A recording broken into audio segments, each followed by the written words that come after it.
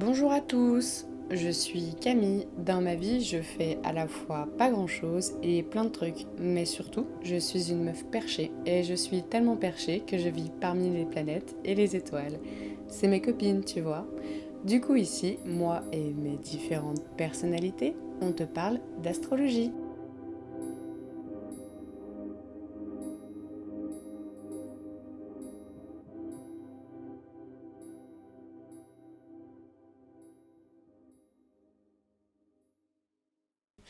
J'espère que vous allez bien, je vous retrouve pour l'épisode sur la saison des poissons 2023. Cette saison débute exactement aujourd'hui, au moment de la publication, c'est-à-dire le 19 février 2023. Alors, pour les planètes, Pluton sera encore en Capricorne, Neptune sera encore en Poisson, Uranus sera encore en Taureau, et Saturne, quant à lui, sera encore en Verseau, mais passera en Poisson pendant cette saison et exactement le 7 mars. Donc je vous renvoie à mon épisode que j'ai fait sur le transit de Saturne en Poisson. Ensuite, Jupiter sera encore en Bélier, Mars continuera sa course en Gémeaux, Vénus, quant à elle, sera sur le 28e degré des Poissons et passera en Bélier en début de saison, et à la fin de saison, elle passera en Taureau. Mercure sera quant à lui en Verseau, et il passera en Poisson en milieu de saison.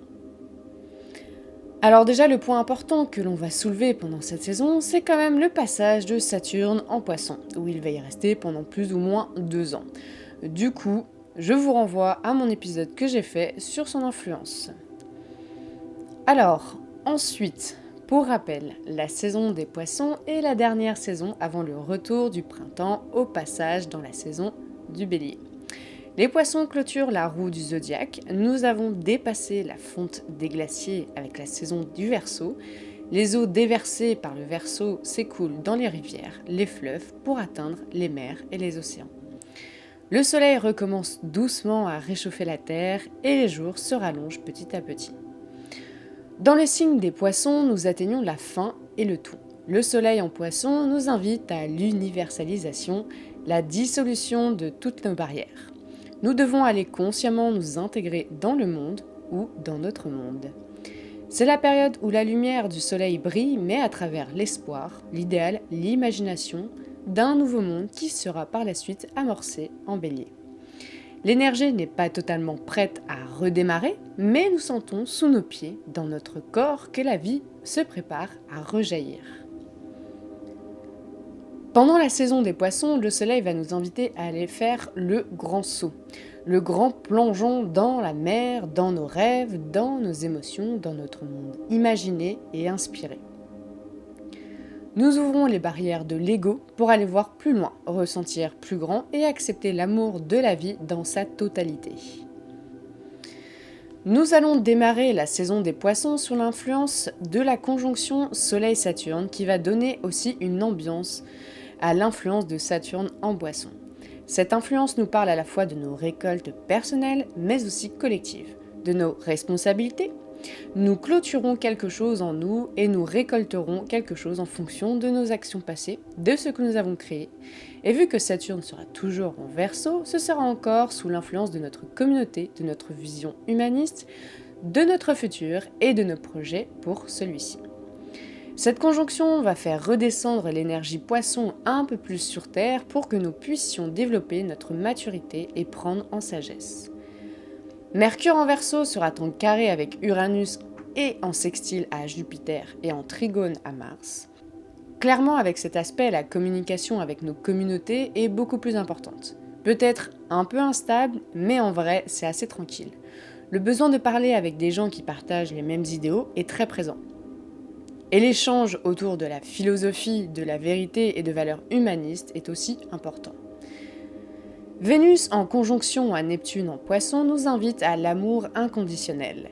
Nos sentiments se sont universalisés pour aussi aller dissoudre certaines valeurs si besoin encore. Et bien sûr pour ouvrir nos valeurs personnelles et ce que l'on estime dans un grand tout. D'apprendre aussi à recevoir ce que l'on ressent dans sa totalité. Cela apporte une plus grande ouverture de cœur dans nos relations en général et d'être dans l'échange qui est plus dans un débat empathique. Cela renforce aussi le besoin de contact, mais basé sur des valeurs de bienveillance et de douceur. Nous débuterons la saison des Poissons 2023 sous l'influence d'une nouvelle lune en conjonction avec Saturne. Cette nouvelle lune pourra être fatigante et l'aspect émotionnel peut ressortir. Avec Saturne, on parle toujours de responsabilité. Celles-ci pourront se tourner vers notre responsabilité émotionnelle et surtout nos réactions émotionnelles. La nouvelle lune étant toujours une forme de nouveau départ, celui-ci pourra être en lien avec un besoin d'apprendre à gérer nos états et nos réactions émotionnelles. Vénus, quant à elle, sera passée en Bélier, et ici nos valeurs personnelles et ce sur quoi nous mettons de l'estime pourra être révélé quelque part après le passage de Vénus en Poisson. Et cela insiste aussi sur l'aspect nouveau départ. Cette Vénus pourra amener à nous enflammer très rapidement pour certaines choses et retomber tout aussi vite. Dans les relations, on pourra être beaucoup plus enclin à vouloir s'imposer et imposer notre point de vue. À partir du 25 février, Vénus rentrera en conjonction avec Jupiter et pas très loin Chiron.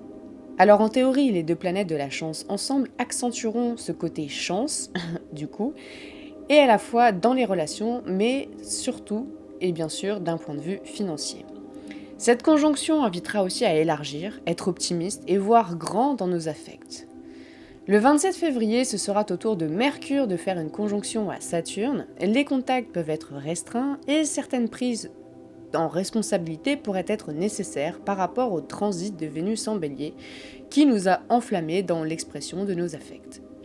Ce transit amènera possiblement une meilleure maîtrise de notre manière de communiquer. Ensuite, à partir du 1er mars, quand le Soleil rentrera dans le deuxième décan des Poissons, on commencera à ressentir le carré avec Mars en Gémeaux, dont l'influence va durer jusqu'à la saison du Bélier.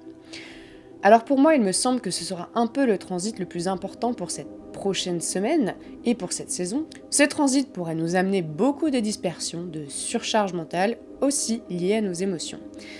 Et donc des prises de tête émotionnelles sont à prévoir. Et la sensation derrière de ne pas savoir tout gérer en même temps, sachant que nous serons toujours sous l'influence de Mercure à Saturne. Donc un sentiment de ne pas être compris et d'être isolé pourra se faire ressentir. Ensuite, le 7 mars, nous aurons l'entrée de Saturne en Poisson, et donc je vous renvoie pour la 3e fois à mon épisode sur son explication générale. Et bien sûr, ce passage de Saturne en Poisson se produira le jour de la pleine lune en Vierge de la saison des Poissons. Grosse pleine lune en perspective, moi je vous le dis. Comme à chaque fois, la pleine lune fait office de bilan, et dans la même idée que la précédente pleine lune, nous pourrions faire un petit retour 6 mois auparavant pour observer comment nous avons évolué depuis la précédente saison de la Vierge. Autrement, cette pleine lune nous parlera de nos émotions au quotidien, encore une fois de notre imagination, projection, de nos inspirations, que possiblement il serait temps de soit stopper ou alors de les ramener dans quelque chose de plus concret et tangible. En l'occurrence, c'est une des choses que nous demandera Saturne pendant tout son passage en Poisson. Et nous pourrions entrevoir une manière de pouvoir prendre du recul et de revenir les pieds sur terre. Avec le carré de Mars, nous pourrions être davantage dispersés entre ce que nous souhaitons faire et comment y arriver pour le faire, entre nos rêves et les devoirs du quotidien. L'aspect mental pourra toujours être suractif, et celui-ci sans bon discernement, chose que nous apprend finalement la Vierge. Mercure sera quant à lui passé en Poisson et le mental pourra être flouté pendant cette période et peut-être que l'intuition sera aussi beaucoup plus développée. Les mots deviendront sûrement des images et des sensations avec ce Mercure. Nous terminerons la saison du Poisson sous l'influence d'une conjonction avec Neptune, ce qui pourrait amplifier la sensation de flou dans notre quotidien après la pleine lune, mais comme à chaque fois, Neptune vient dissoudre des barrières, des pensées, des sentiments, bref, cela dépendra en fonction de vous, bien sûr. En l'occurrence, peut-être que certaines dissolutions viendront s'opérer en profondeur pour repartir dans un nouveau cycle. Nous serons aussi sûrement plus en compassion avec l'extérieur et la vie en général. Donc voilà un peu pour mon interprétation de la saison des Poissons 2023. Je n'ai pas voulu faire quelque chose de trop long cette fois-ci, mais j'espère tout de même que cela vous aura plu, et bien sûr, n'oubliez pas que comme toujours, ce n'est que mon interprétation personnelle, et puis surtout que nous avons tous notre petit bonhomme de chemin à faire. Et je vous dis à plus dans le Cosmic Bus pour de nouveaux épisodes cosmiques.